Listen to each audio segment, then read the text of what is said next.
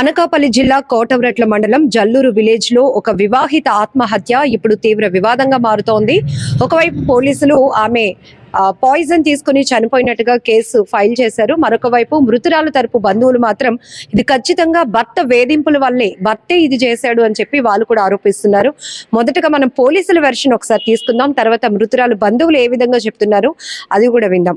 Sir, ఇప్పుడు మీకు ఎప్పుడు ఇన్ఫర్మేషన్ వచ్చింది? ఎవరు కంప్లైనర్? ఏం తెలిసింది సార్ కేసుకు సంబంధించి? ఆవిడ డీటెయిల్స్ ఏంటి? మృతురాలు నిన్న సాయంత్రం ఆ భర్త చనిపోయిందని చెప్పేసి మాకు కంప్లైంట్ వచ్చిందమ్మా. కేజీ ఇచ్చులు చనిపోయింది. దాన్ని శవపంచనామా జరిపించి బాడీ వాళ్ళకి అప్పగించే ఉద్దేశంతో మేము ఇక్కడికి వచ్చాము. వచ్చి మృతురాల ఫాదర్ దగ్గరే మేము రిపోర్ట్ తీసుకొని కేసు రిజిస్టర్ చేయడానికి మేము చేస్తున్నాము.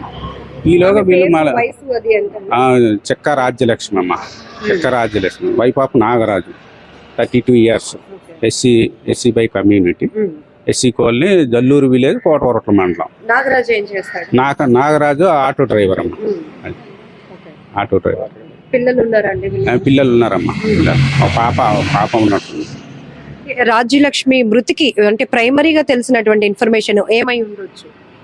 ఏమై ఉండొచ్చు అంటే ఇప్పుడు ఆవిడ 31వ తారీఖు మధ్యాహ్నం 2 గంటలకండి, 2 గంటలకి ఇంట్లోనే మరి ఎలా తెచ్చుకుందో తెలియదు ఆ గడ్డి మందు సేవించి మంచం మీద వాంతులు చేసుకుంటూ ఉంటే వాళ్ళు పేరెంట్స్ తీసుకుని వచ్చి కోటవరట్ల హాస్పిటల్లో జాయిన్ చేశారు.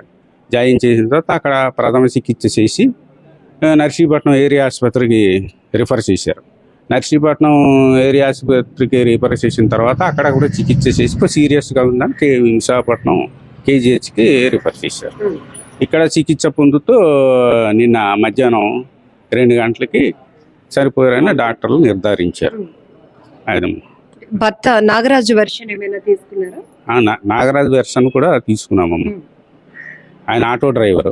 ఆయన ఇదివరకు కూడా గతంలో 5 నెలల క్రితం నా భార్య ఇలాగా ఇంటి నుంచి రాజమండ్రి ఎక్కడికో చెప్పాసేయకుండా వెళ్ళిపోయిందంటే మిస్సింగ్ కేసు కూడా నమోదు చేసాం మా పిఎస్లో. ఇది 5 నెలల క్రితం, సుమారు 5 నెలల క్రితం జరిగిందమ్మా. అదే ఆ కేసు ప్రైమరీ దర్యాప్తులో ఇదే అప్పుల బాధ అని చెప్పేసి మా ఎంక్వైరీలో తెలియవచ్చిందమ్మా. అక్కడ ఊర్లో జల్లూరు గ్రామంలో.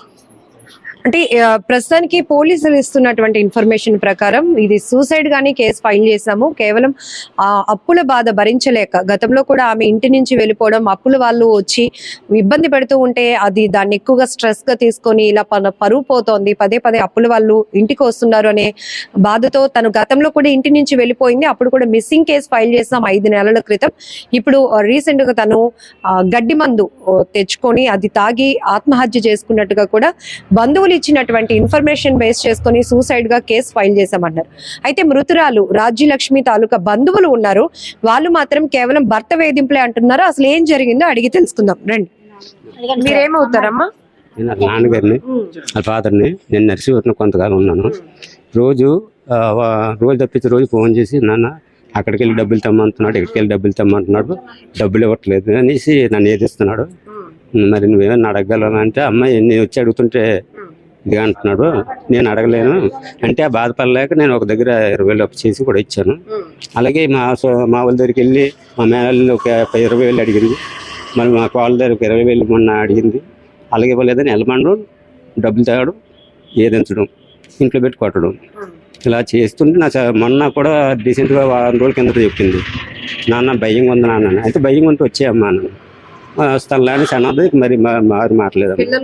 పిల్లలు 2 మో పిల్లలు, చిన్న పిల్లలు. తర్వాత సోమవారం నాడు 7 గంటలకి పాయిజన్ తీసుకుంది. ఒకళ్ళకి 8 సంవత్సరాలు, ఒక 6. అయితే సోమవారం నాడు వీడియో కాల్లో మేము మాట్లాడుకున్నాం. మా ఎరకెత్తాం మేము అందరం మాట్లాడాం. అమ్మ రేపు బుధవారం వస్తాము, కొద్దిగా అమౌంట్ మన అక్కడ ల్యాండ్ ఉంది కదా చూసుకుందాం అని మేము అనుకున్నాం. సోమవారం నైటు 7 గంటలు తాగిందట మందు. మాకు బుధవారం మంగళవారం నాడు 5 గంటలకి 4 గంటలు ఫోన్ చేసి చెప్పాడు. మా అంటే రాలగా మేము పవిత్రం మంత్ వేసింది అన్నాడు. వచ్చే వరకు ఇంకేం చెప్పలేదు. ఒత్తడికి మనకి 2 రోజుల తర్వాత చెప్పారు. తర్వాత మా వాళ్ళందరికీ మేము అందరూ ఫోన్ చేసుకున్నాం. వాళ్ళు కూడా ఫోన్ చేయలేదు. అది మీరు ఏం న్యాయం చేస్తారు, నా కూతురు న్యాయం చేయండి. ఎందుకు ఈ అప్పులు? పెళ్లి చేశారు, పిల్లలు ఉన్నారు, ఇంకా మిమ్మల్ని అడిగి డబ్బులు తెమ్మండం ఇదంతా ఎందుకు? ఆయనకి పని చేయలేడండి, బండికి వెళ్ళలేడండి. వెళ్తాడు కానీ ఆ అమ్మాయిని వేసుకుని ఆటోలో వెళ్ళడం, వాళ్ళ తమ్ముడు ఉన్నాడు, వాళ్ళు ఆటోలో తిరగడం, మంతాడు. సాయంత్రం మధ్యాహ్నం 12 గంటలకు ఇంటికి వెళ్ళిపోవడం, పడుకోవడం, మళ్ళీ సాయంత్రం మళ్ళీ వెళ్ళిపోవడం. ఇదే పరిస్థితి. ఇంకిద్దరితోటి ఆ రోలుగుంట అమ్మాయితో తిరుగుతాడు. తర్వాత ఊర్లో ఒక అమ్మాయి ఉంది, వాళ్ళ మేనగోళ్ళ, ఆవిడతో తిరుగుతుంటాడు. దీన్ని ఏమనంటే 2 సార్లు అన్నాడు, సరైన కూతురునిచ్చారు అమ్మడుగా, సరైన కూతురునిచ్చావు అని చెప్పేసి నాకు చేసుకోవడం కూడా జరిగింది. నేను వాళ్ళ అమ్మగారు. ఏమైంది అసలు? ఏం జరిగింది? మాకు జరిగింది సోమవారం అమ్మాయికి తెచ్చారు ఇక్కడికి, నైట్ 1 గంటకి దేనికో తెచ్చారు అమ్మాయి, ఇక్కడ హాస్పిటల్కి తెచ్చారు. మాకైతే ఇన్ఫార్మ్ ఏమీ చేయలేదు. పురుగుల మందు ఎప్పుడు తాగారు? సోమవారమే తాగారు. సోమవారం తాగితే మాకు సోమవారం ఇన్ఫార్మ్ చేయలేదు. మాకు మరుసటి రోజు మంగళవారం సాయంత్రం 4 గంటలకి నేను ఫోన్ చేస్తే, అబ్బాయి ఫోన్ చేస్తే నేను లిస్ట్ చేశాను. ఏంటి రాజు ఏంటి అని అడిగితే, మీకు చెప్పవలసిన పని లేదండి, మా మామగారికి చెప్పాలి అని. ఏంటైంది, ఏమైంది అని నేను అడిగి, నేను వాళ్ళ అమ్మగారిని, అత్త అవుతాను.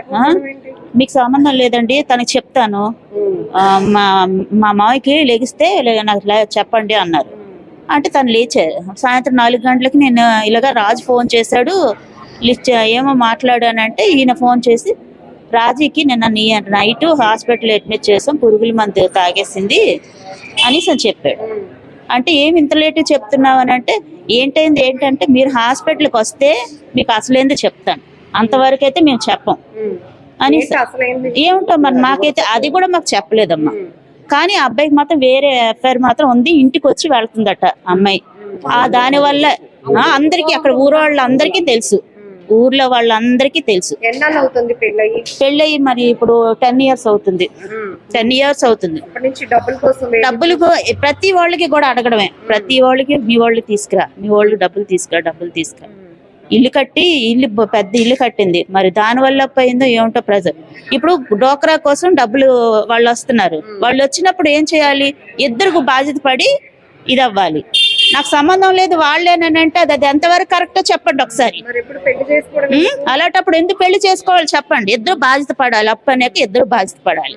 అది కేవలం ఈ అప్పుల బాధ, భర్త అప్పుల బాధ కూడా కాదు, అప్పుల వల్ల కాదు, ఆ అమ్మాయి వేరే ఎఫ్ఐఆర్ ఉండడం వల్ల ఈ అమ్మాయి హెరాస్మెంట్ చేశాడు. అమ్మాయిని ఏదో విధంగా అమ్మాయికి చంపేశాడు. వేణి మరి మీరేమవుతారండి? అమ్మగారు నేను పెద్దమ్మనండి.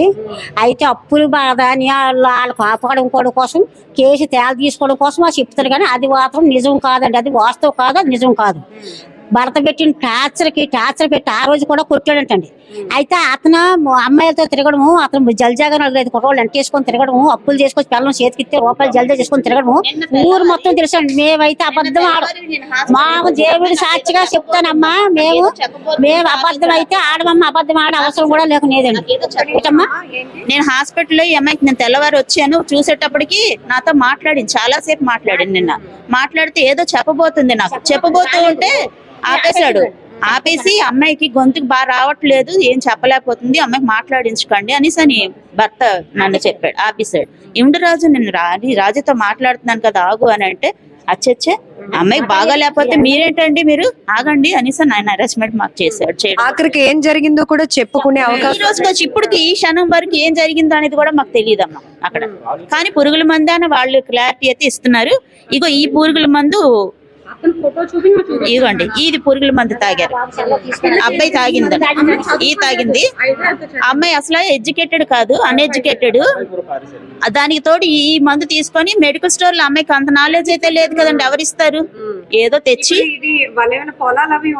ఏది లేదమ్మా, ఏం కాదు. దానికి ఎలా తెలుస్తుంది? అదే అమ్మా చెప్పండి, ఎలా చనిపోతుంది?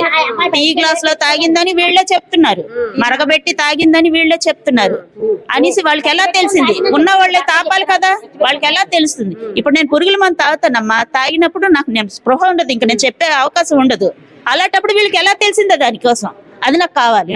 ఫస్ట్ ఆఫ్ ఆల్ ఇద్దరు పిల్లల బాధ్యత కూడా తల్లి మీద ఉంటుంది, చనిపోవాలని అనుకుంటారా? ఏ తల్లి అనుకోదు కదమ్మా, పిల్లల కోసమైనా చదువుతాయి కదా.